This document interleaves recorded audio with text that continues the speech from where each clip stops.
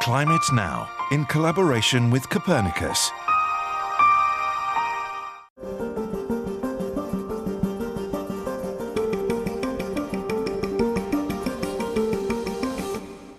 Hello and welcome to Climate Now, our unique monthly programme giving you the facts on climate change. Coming up in our report, it's still cold in the Arctic, but it's warming up fast. But what we're seeing is the more you push nature, the more nature will sort of strike back. But first, the latest data from the Copernicus Climate Change Service. It's time to update the record books. Not only was it the second warmest February on record worldwide, but here in Europe, the entire winter period from the beginning of December until the end of February was 3.4 degrees Celsius above the 1981 to 2010 average.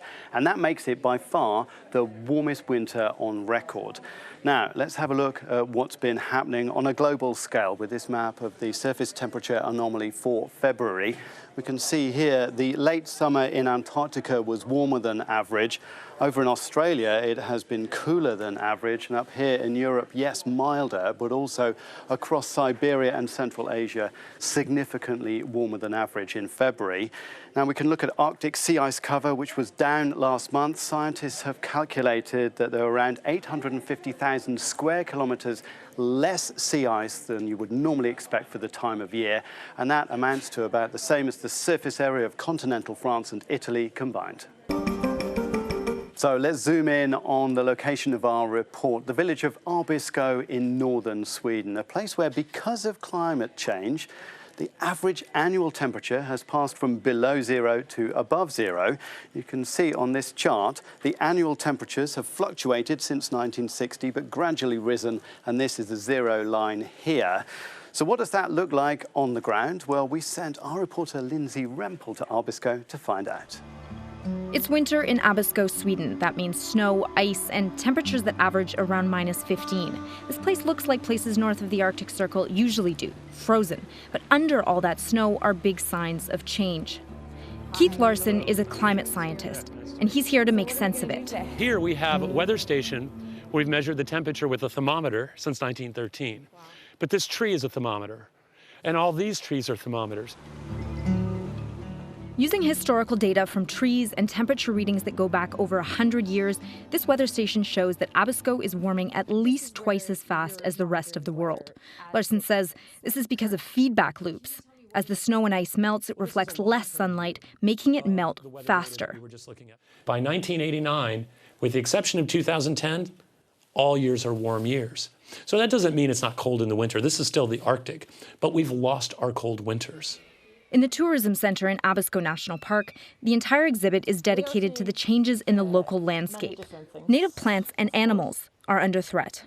Now we have the Arctic fox in the higher areas of the mountain, and then we have the red fox coming up. And if they meet, the red fox conquers out the Arctic fox. Here in Abisko, the locals are seeing changes that they say aren't visible to people farther south. Take, for example, that tree line. It used to be much, much lower, but now every year with temperatures getting warmer, it's moving up the mountain. Thomas Kuminen is Sami, a local indigenous community, and he says every year things are getting harder for those who still live traditionally herding reindeer. This is our and our neighboring district's winter pastures. So it's been really sort of a scattered grazing these last years. Warmer weather means more rain, which freezes, locking up lichen under a layer of ice and leaving reindeer to starve.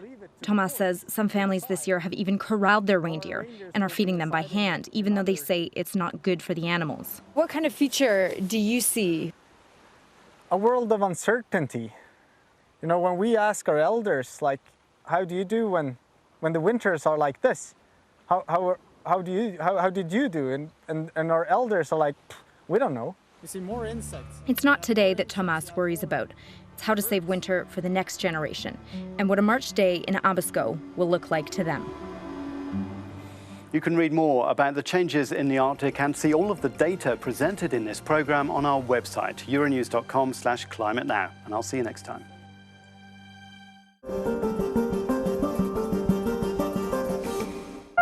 Climate Now, in collaboration with Copernicus.